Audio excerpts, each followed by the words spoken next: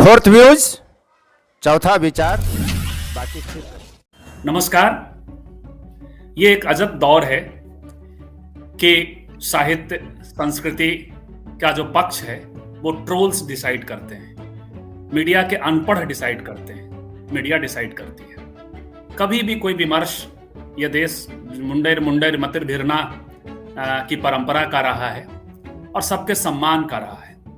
ये इसी की परंपरा में है, खंडन मंडन इसी की परंपरा में है और इसके जरिए ही भारत का दर्शन भी बढ़ा है। लेकिन दिक्कत यह है कि जब कभी कोई विमर्श जो परंपरा रही है, जो परंपरा का विमर्श है, उसको आगे बढ़ाने, उससे एंगेज होने की कोशिश अब किया जाता है। दृष्टि चाहे जो भी हो, दृष्टि कई बार अम्बेडकरवादी होती है, फुलेवादी होती है, दलित बहुजन परिप्रेक्ष्य में जिसको समझा जाता है। तो अजब किस्म से एक हमलावर स्थिति होती है और एक्सपर्ट के तौर पे जो सामने लाए जाते हैं वो प्रायः कुपढ़ अनपढ़ लोगों को सामने ला करके बात की जाती है और सबके अपने एक पॉलिटिकल वैल्यू है जो उग्र हिंदुत्व की तरफ चला जाता है।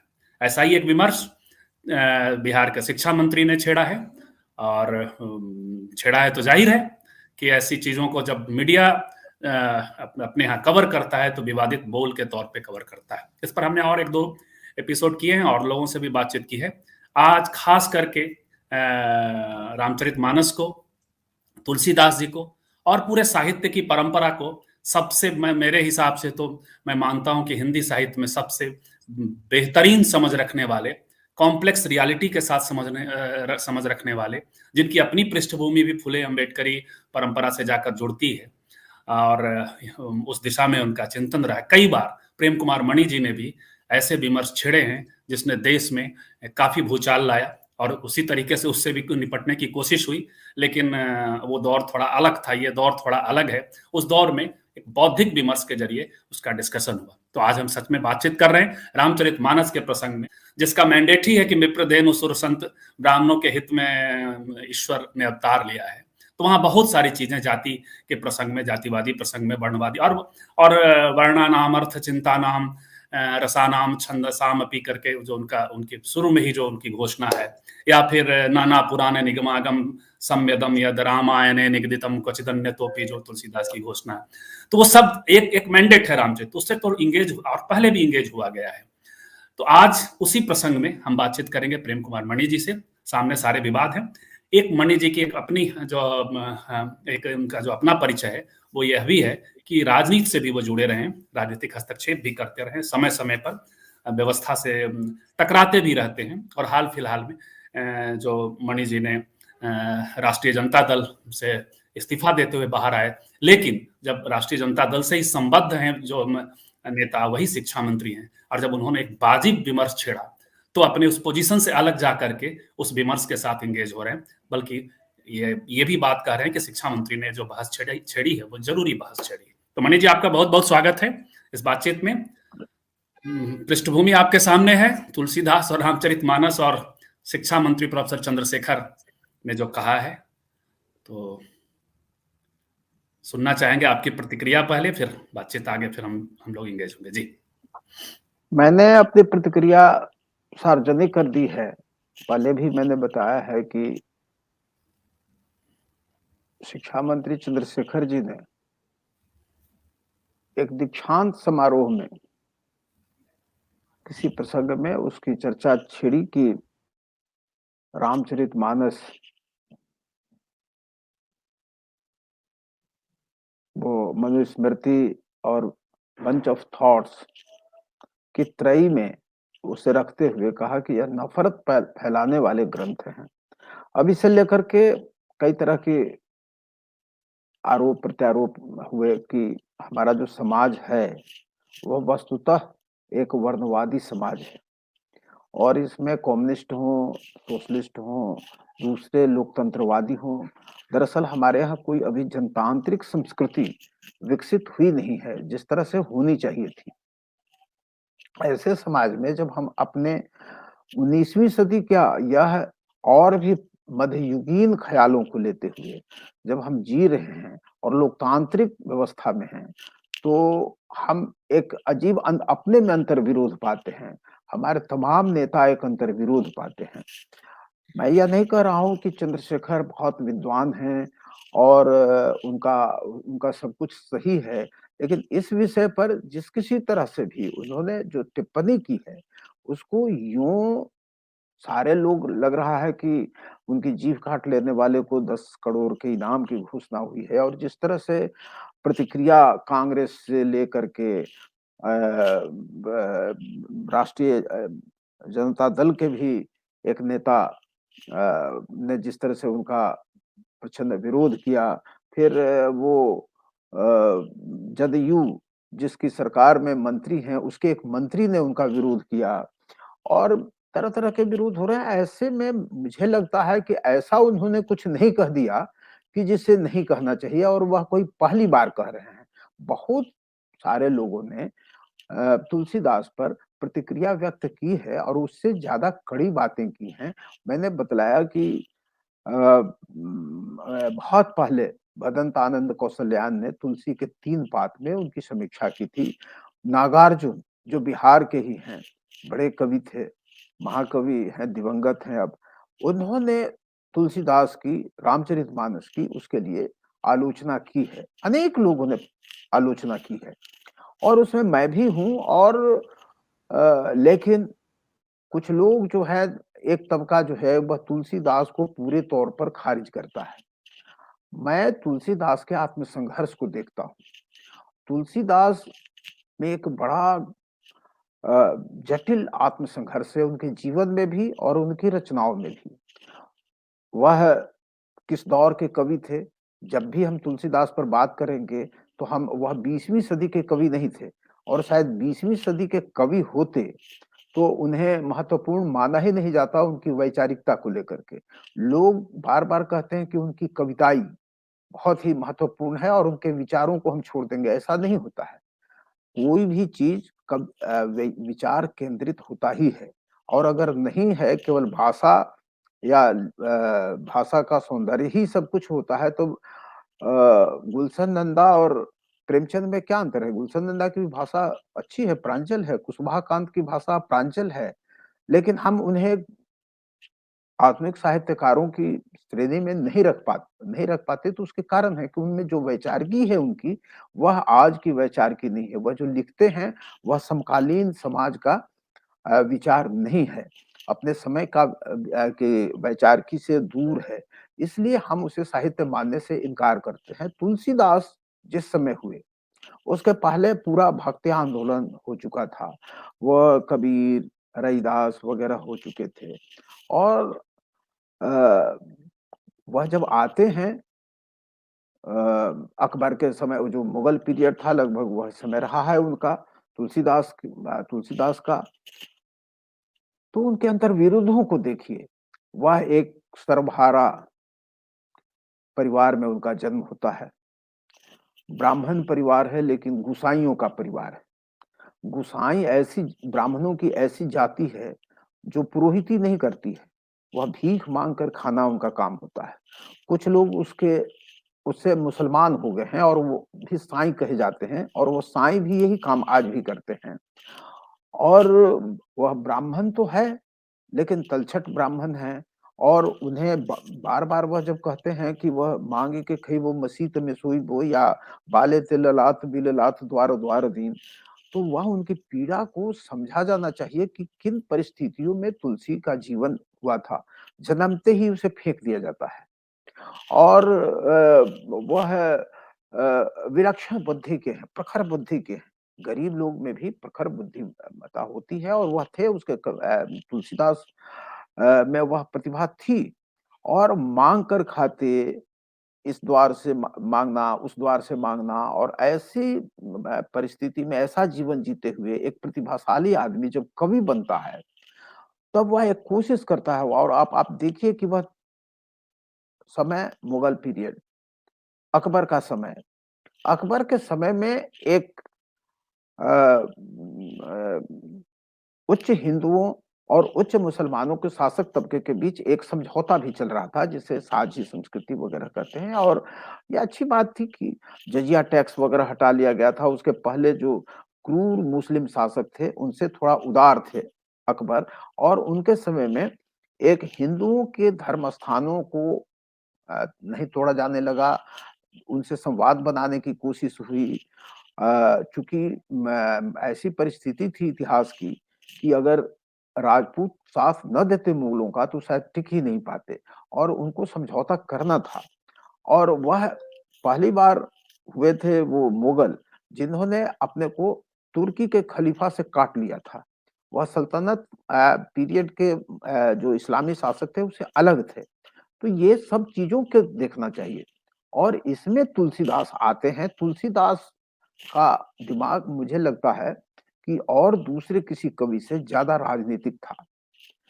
उनके उनकी जो राम कथा की योजना है, उस योजना पर इस्लाम का पूरा प्रभाव है। अब वह इस्लाम का प्रभाव इस तरह से है कि इस्लाम में अगर खलीफा है और एक अल्लाह है, तो अल्लाह का वह दूत है खलीफा लेकिन बहुत ताकतवर राजनीतिक मामलों को और धार्मिक मामलों को देखता है। तुलसीदास ने किया कि वह द्वैत ईश्वर और खलीफा के बीच जो द्वैत था उसको हटा दिया और कहा कि हमारा नायक राम जो होगा वह ईश्वर भी होगा और राजा और वह एक तरह से एक अद्वैत का इस्तेमाल राजनीति में इस तरह से करते हैं कि वह राजा को संपूर्ण सत्ता देते हैं और उनका अगर मुगल दरबार है तो राम का भी दरबार होगा। तो इस्लाम के इस प्रभाव को हम तुलसीदास पर देखते हैं और रामचरितमानस में वह जिस राम राज की कल्पना करते हैं तो उनका राम राज वर्णवादी है। यह हमें स्वीकार करना चाहिए कि उनका राम राज जो एक यूटोपिया हर लेखक कवि का होता है, विचारक का होता है। तुलसीदास का था अमर देश, जहाँ वर्ण और जाति के सवाल नहीं थे। रैदास का था बेगमपुरा। तुलसीदास का है रामराज और उस रामराज में क्या है, वह रामराज की प्रस्तावना में ही करते हैं कि यह द्विज हितकारी है। वह पूरे समाज के हित के लिए नहीं है। वह जैसे कम्युनिस्ट शासन मजदूर वर्ग के लिए होता है, वैसे ही रामराज द्विज तबके के लिए है। और आज जब चंद्रशेखर या कोई जब विरोध करते हैं, तो उनकी बात सुनी जानी चाहिए, क्योंकि वह द्विज हितकारी जब हैं, तो वह कहते हैं। अब आप देखिए तुलसीदास ने गड़बड़ी या जो उसका अंतर्विरोध जो है या जो जटिलता है वह यहाँ आई है। रामराज का विरोध अगर रामराज का वर्णन करके अगर छोड़ देते तो कोई बड़ी बात नहीं थी। वह कली काल का वर्णन करने लगते हैं, अपने समकाल का वर्णन करने लगते हैं और उसमें उनको पीड़ा हो रही है कि यह जो शूद्रों का एक उठान जो भक्ति पीरियड में हुआ, सांस्कृतिक उठान, और वह एक वर्चस्व को तोड़ रहे थे। वह जो हिंदुत्व के जो ब्राह्मणवादी वर्चस्व को तोड़ रहे थे, वह केवल उत्तर भारत में नहीं दक्षिण भारत में भी हुआ था। तो तुलसीदास उसके के प्रति अपने द्विज समाज को संबोधित करते हैं कि यह देखो, वह बहुत ईमानदारी से अपने द्विज समाज के सामूहिक स्वार्थों की रक्षा करते हैं और अत्यंत ईमानदार हैं। लेकिन होता क्या है, तुलसीदास के उस पूरे ईमानदार सेवा का वह ब्राह्मण समाज कोई नोटिस ही नहीं लेता है। वैसे ही जैसे अभी हमारे या मैं तुलसी एक हमारे समय के कथाकार हैं उदय प्रकाश, उनकी एक कहानी है और अंत में प्रार्थना, उसमें एक फुकरा महाराज गरीब ब्राह्मण है। अब उसकी भावना को देखना चाहिए। मैं बार-बार कहता हूँ कि भाजपा है क्या? भाजपा जैसे भाजपा या संघ वह गँवार ब्राह्मणों का एक समूह या वह उनका एक संगठन है और कांग्रेस प्रतिनिधित्व तो करती है थोड़ा होशियार ब्राह्मण, जरा वहाँ पढ़े लिखे और अंग्रेजी दान लोग हों। और यह देखिए कि तुलसीदास के मामले पर कांग्रेस और भाजपा बिल्कुल इकट्ठी हो गई है, दोनों को पीड़ा हो रही है। इसलिए पीड़ा हो रही है कि उनका द्विज तंत्र कहीं न कहीं खतरे में है, वह द्विज स्वार्थ खतरे में है। और चंद्रशेखर चूँकि समाजवादी हैं, वह समाजवादी आदर्शों में रहे हैं, वह कह रहे हैं कि नहीं, इसमें तो कुछ जातियों को नीच बताया गया है। जे बरनाधम तेली कुम्हारा, सुपच की रात कुल कलवारा, नारी मोहि गृह संपत्ति नासी, मुंड मुराए भयो वही सन्यासी। सन्यासी। यह सब वह उन जातियों के लोग हैं, वैसी ही पीड़ा होती है उनको भी कि हमको नीच कहा जा रहा है और उस मानस में कहा जा रहा है। वह जो कुछ लोग जो कह रहे हैं कि इससे हिंदू समाज खतरे में है, तो क्या हिंदू समाज केवल द्विजों का समाज है? यह जरा भाजपा बतावे और संघ बतावे।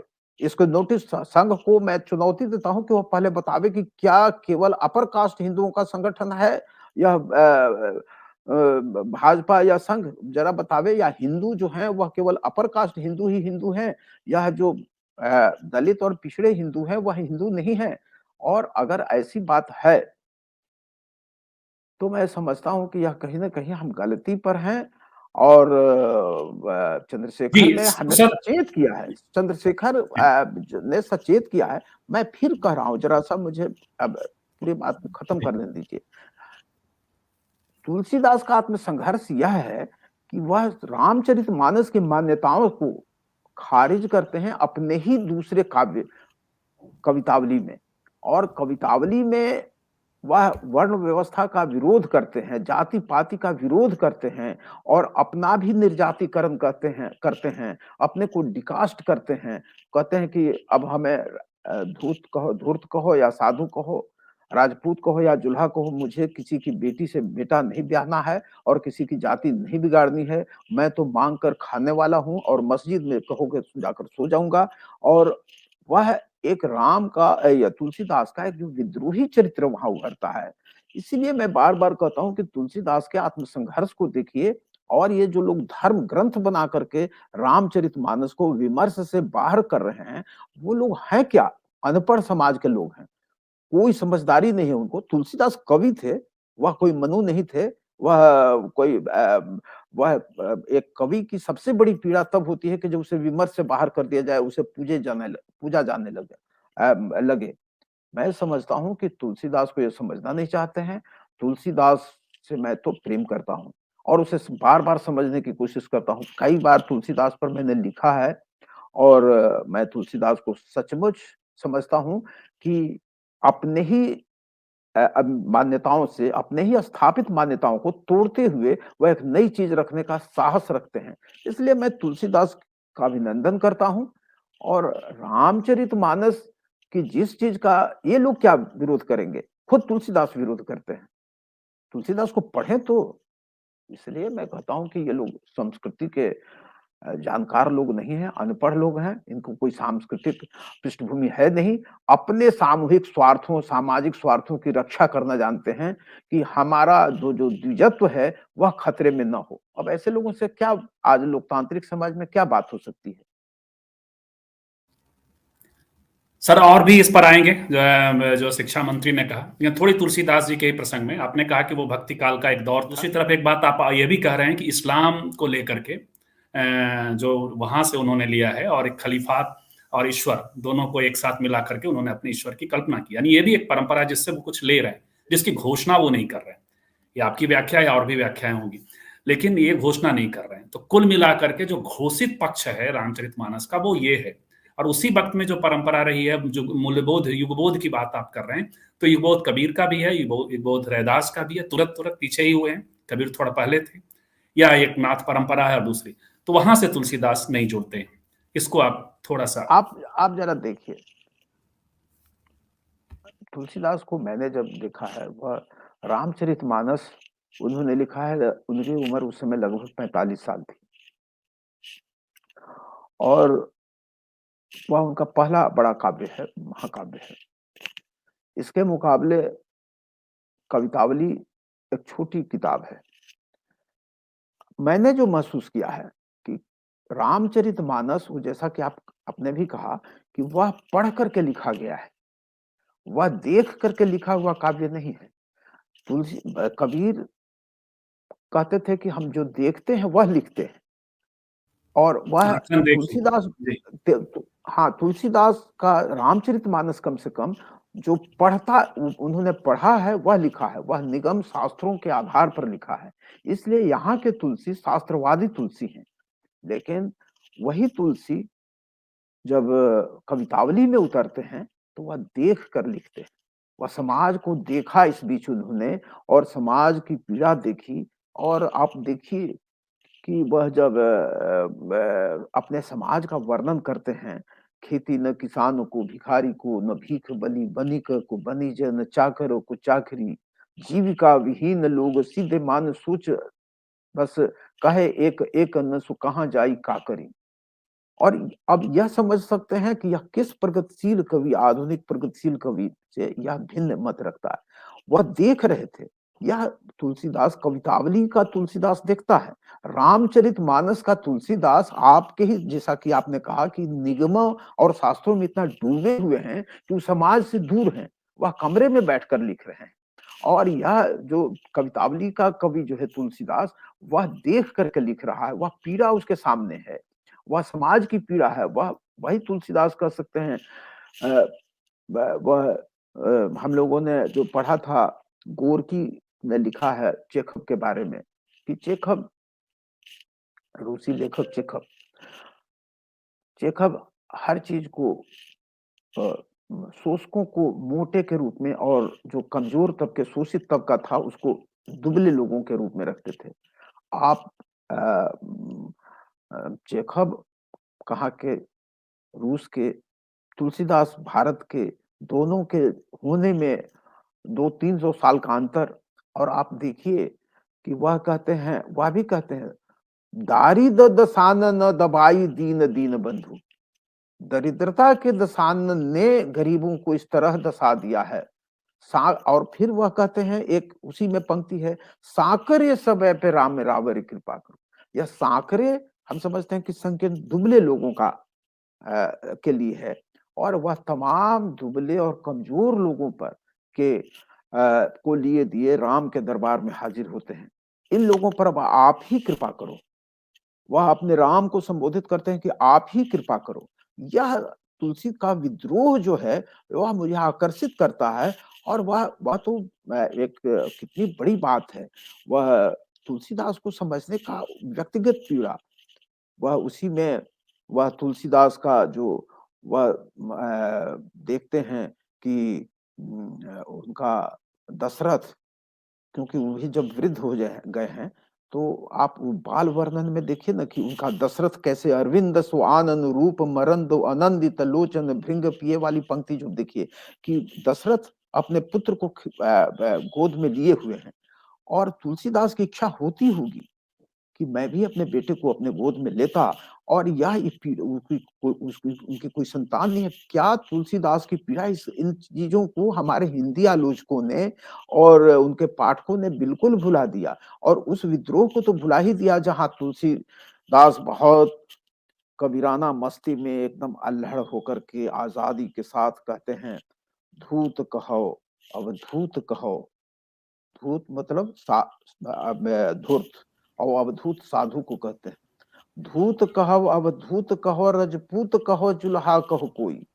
काहू को बेटी सो बेटा न ब्याहब, काहू को जात बिगाड़ न सोई। तुलसी सर नाम गुलाम हो राम को, जाकर ऊंचे सो कहे कछुई। मांग के खइबो मसीत में सोईबो, लैबो को एक न दैबो को दो। अब यह निर्जातिकरण जो होता है, आप जरा देखिए रामचरितमानस का तुलसी अपने ही मान्यताओं को किस तरह तोड़ता है। और मैं समझता हूं, मेरी जो अपनी मान्यता है कि आप तोलस्टॉय के जीवन को देखिए, आप रविंद्रनाथ टैगोर के जीवन को देखिए, इस पर ज्यादा विस्तार से मैं बात करने का भी समय नहीं है। और गांधी के जीवन का हमारे समय में देखिए, एक राजनीतिक उसको हम रख रहा हूँ। इन लोगों में काफी अपने आत्म संघर्ष हुआ है और विकास इन लोगों ने किया है।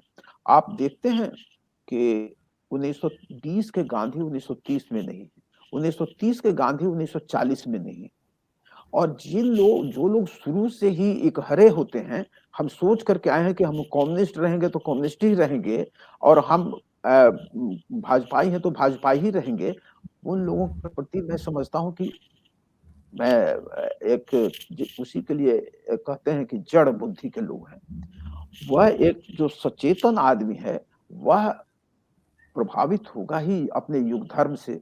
और वह मैंने जैसा कि कहा कि रामचरितमानस का तुलसीदास निगमों में बंधा हुआ है, शास्त्रों और निगमों में बंधा हुआ है। वह देख करके नहीं लिख रहा है, पढ़ कर लिख रहा है। और जो हमारी जो पढ़ाई थी, जो शास्त्र थे, वो तो वर्णवादी थे, तो उसका बोध जो उसका आता है, जो उसकी जो रचना आती है, उस पर वर्णवाद का पूरा प्रभाव है। उसमें तुलसीदास ने अपनी जी पूरी ताकत भी झोंक दी है। लेकिन वही तुलसी जब उसे विद्रोह करते हैं, कहा कि मैं कहाँ था, और इस बीच दुनिया देखने का उन्हें मौका भी मिला, तो वह कवितावली का तुलसी एक विद्रोह करता है। तो जरा तुलसीदास को समझें, तो ये लोग तुलसीदास को, इन लोगों ने एक धार्मिक नेता बना करके और रामचरितमानस को धर्म ग्रंथ बना करके बहस से बाहर कर देने की कोशिश पूरी की है। और ऐसे लोगों को मैं समझता हूँ कि ये काहिल जाहिल लोग हैं, अनपढ़ लोग हैं, न इन्हें संस्कृति की कोई समझ है, न भारत की कोई समझ है, न काव्य शास्त्र की कोई समझ है, न कोई इनकी वैचारिकी बिल्कुल है। इन लोगों का अपना स्वार्थ है, सामाजिक स्वार्थ है, वह द्विजवाद के रक्षक लोग हैं। और ऐसे लोग, लोगों की पोल अगर खुल रही है, ये लोग प्रकट हो रहे हैं। मैं तो देख रहा हूँ कि बल्कि तुलसी के बहाने ऐसे ही लोग प्रकट हो रहे हैं, बीजेपी आरएस आज ये आज जदयू जदयू जदयू से अशोक चौधरी ने जो बयान दिया वो देखने लायक, और सब सारे लोग मानस मर्मज्ञ हुए जा रहे अब हैं। पप्पू यादव अब एक हमारे यहाँ बहुत दिन तक धार्मिक न्यास बोर्ड के अध्यक्ष रहे किशोर कुणाल। अब वह पढ़े लिखे आदमी है, डिग्री तो है ही उनके पास, संस्कृत भी उन्होंने पढ़ाई की है, और अब वह इस तरह से जाहिलाना वक्तव्य दे रहे हैं। वो और कुमार विश्वास नहीं नहीं, ये सारे लोग, हम मैं तो तुलसीदास से प्रेम करता हूँ। मैं समझता हूँ कि तुलसीदास पर हम वैसे ही गुमान करते हैं। हम तुलसीदास के को अपने भीतर समझते हैं, क्योंकि अब आप देखिए, कल तक अशोक चौधरी क्या कहेंगे, कल नीतीश कुमार बीजेपी की गोद में थे, उन्हें महसूस हुआ कि वहां से हम उठ करके चल दें, वह गलत जगह पर थे, तो उनको आने का अधिकार है कि नहीं, होना चाहिए कि नहीं। वह गांधी को देखिए, गांधी 1930 के गांधी जब तक टक्कर नहीं हुई थी उनकी अंबेडकर से, तो वह वर्ण और जाति में विश्वास रखते थे। लेकिन जैसे ही गांधी से टक्कर हुई है, और उसके बाद गांधी को देखिए धीरे धीरे इनके विरुद्ध होते गए हैं। और 1940 के बाद के गांधी तो एक दूसरे लोकतांत्रिक गांधी हैं। हिंद स्वराज का गांधी जो है, वह 1930 में नहीं है। वह संसदीय लोकतंत्र के लिए, जो वहां संसदीय लोकतंत्र को गाली दे रहे हैं, वेश्या कर रहे हैं, 5 वेश्या उन्हें कहा है, गांधी नहीं। लेकिन वही कहते हैं बाद में, जब उसके अपने ही किताब की भूमिका लिखते हैं, तो कहा कि मेरा वह समय था कि मैं उसको गलत कर रहा था, लेकिन आज तो उसी संसदीय लोकतंत्र के लिए मैं संघर्ष कर रहा हूँ। या गांधी कर सकते हैं। बुद्ध, उन्होंने खुद मना किया स्त्रियों को आने का, लेकिन जब अम्रपाली से उनकी टक्कर हुई, पीछे हटे। फोर्थ व्यूज, चौथा विचार।